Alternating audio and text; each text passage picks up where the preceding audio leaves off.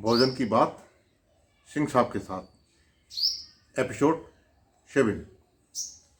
आज मैं कुछ बामसेब के बारे में शुरुआती दौर के बारे में बताना चाहता हूँ। मानवर कांसीराम साहब ने 6 दिसंबर 1978 को बामसेब बिस्बत बनाई थी। इसके बाद पहला अधिवेशन नागपुर में किया गया था। दूसरा अधिवेशन 1980 में रामलीला मैदान दिल्ली में हुआ था। तीसरा और अंतिम अधिवेशन, महत्वपूर्ण अधिवेशन, चंडीगढ़ के सेक्टर 17 परेड ग्राउंड में किया गया था। उसका मानवर कांसीराम साहब ने तत्कालीन नाम अंबेडकर मैदान रखा था। सौभाग्य की बात है कि हमारे इटावा से प्रत्येक अधिवेशन में प्रतिनिधि पहुंचे थे। नागपुर में हमारे बैंक के साथी SR आदर्श जी पहुंचे थे।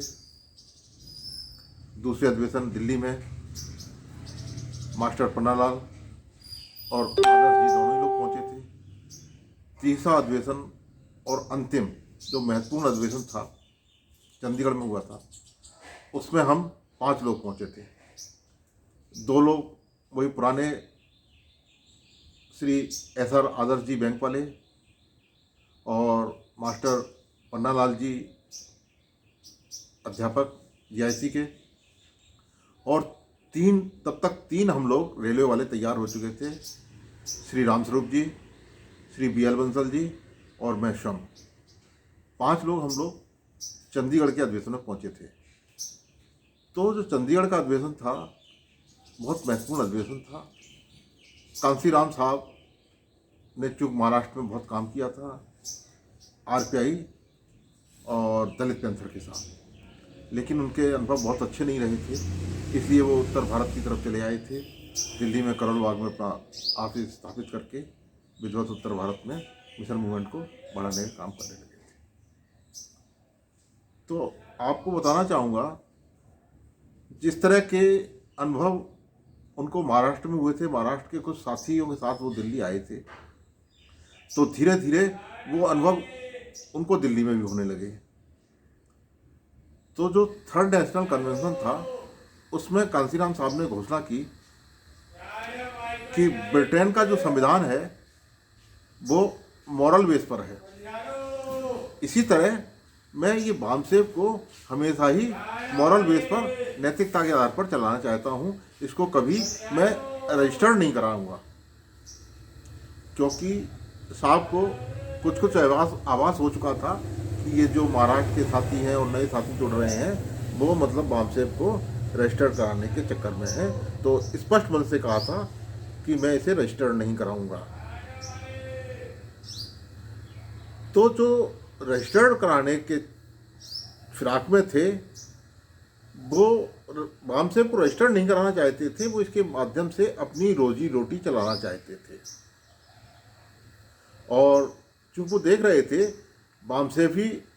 बामसेब रूपी कांसीराम साहब ने एक ऐसा चिराग पैदा, अलादीन का चिराग पैदा कर लिया है इसे जब रगड़ते हैं पैसे निकाल लेते हैं।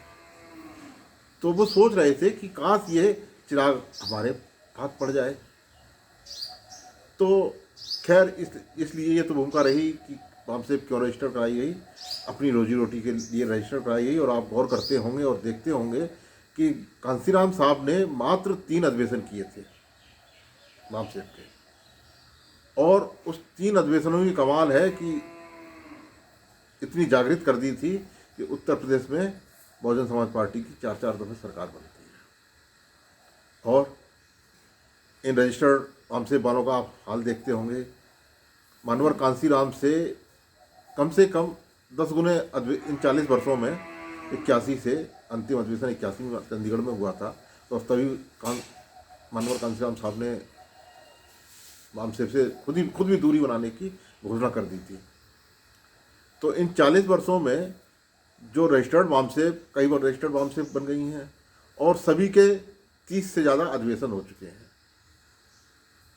क्या वो कांसीराम के पद चिन्हों पर लेस मात्र भी चल सके? कदाप नहीं। तो उसी समय साहब ने कह दिया था कि अब मैं 90% समय जो दूसरा संगठन बनाऊंगा उसको दूंगा, शेष 10% जो समय होगा वो इस वामसेब पे लगाऊंगा। क्योंकि मानवर कांसीराम साहब को आवाज़ हो चुका था कि ये लोग वामसेब रजिस्टर्ड कराएंगे और वामसेब मुझसे, ये जो अलादीन का चिराग है, मुझसे छीन लेंगे। उनके छीनने से पहले ही साहब ने 14 अक्टूबर को ये घोषणा की चंडीगढ़ में, और नवंबर दिसंबर मतलब करीब 1.25 महीने बाद ही 6 दिसंबर 1981 को DS4 बना लेते हैं। क्योंकि साहब जानते हैं जब वामसेब रजिस्टर्ड करा लेंगे तो मुझे तो मिशन मूवमेंट चलानी है, तो किस तरह चलाऊंगा। और चूँकि वामसेब से जागृत कर चुके थे और फिर ये DS4 बना के उन्होंने जागृत का अभियान अपना जारी रखा।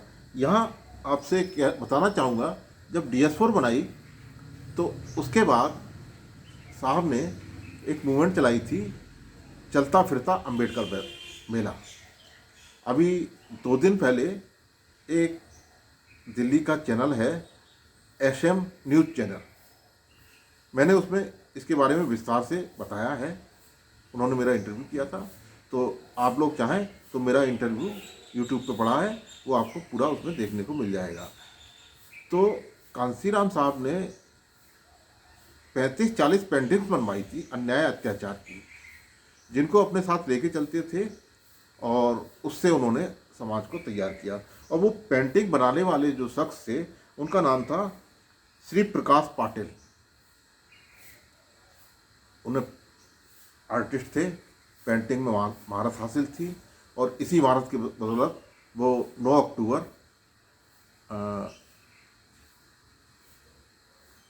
उसी दौरान 9 अक्टूबर शायद 82 को वो फ्रांस चले गए थे।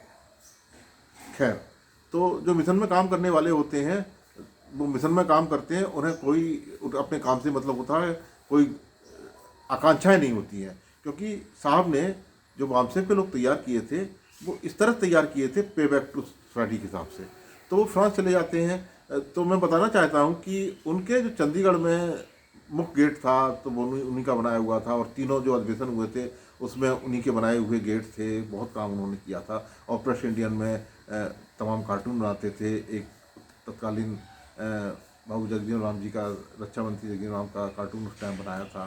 खैर, तो बातें बहुत सारी हैं, तो मैं बस इतना ही कहना चाहता हूँ कि कांसीराम साहब ने जो 3 अधिवेशनों में कर दिखाया, वो ये 30 से ज़्यादा अधिवेशन कर चुके हैं। और अधिवेशन ही नहीं कर चुके हैं, ये अपनी अपनी पार्टियां भी बना चुके हैं सभी वामसेब वाले, लेकिन नतीजा कुछ हासिल नहीं हो रहा है। और जहाँ तक मैं पेंटिंग और आर्टिस्ट की बात बताता हूँ कि बहन जी ने इन आर्टिस्टों को भी बहुत बढ़ावा दिया। एक आर्टिस्ट थे जो हमारे बहुजन संगठन में व्यंग चित्रकार बनाने लगे थे, तो बहन जी ने उनको राज्यसभा तक में पहुंचाया, और आज वो सबसे बड़े बहन जी के विरोधी हैं। और उन्होंने अभी घोषणा की थी पिछले साल साहब के जन्मदिन पर कि मैं DS4 को पुनर्जीवित करूंगा। अब कहाँ वो पुनर्जीवित हो रही है नहीं मालूम है। तो आपको इस वीडियो का सिर्फ ये आशय है कि आपको अपने नेतृत्व पे, कांसीराम साहब कहते थे, निष्ठा रखनी होगी, विश्वास रखना होगा, तभी हमारी बात बन सकेगी। जिन्होंने अपने नेतृत्व पे विश्वास रखा, निष्ठा रखी, उनकी बात बनी है। बातें बहुत हैं, आपसे बहुजन की बातों के मार्फत करता रहूँगा। आज की बात बस यहीं पर समाप्त करता हूँ। जय भीम, जय बहुजन, जय कांसीराम।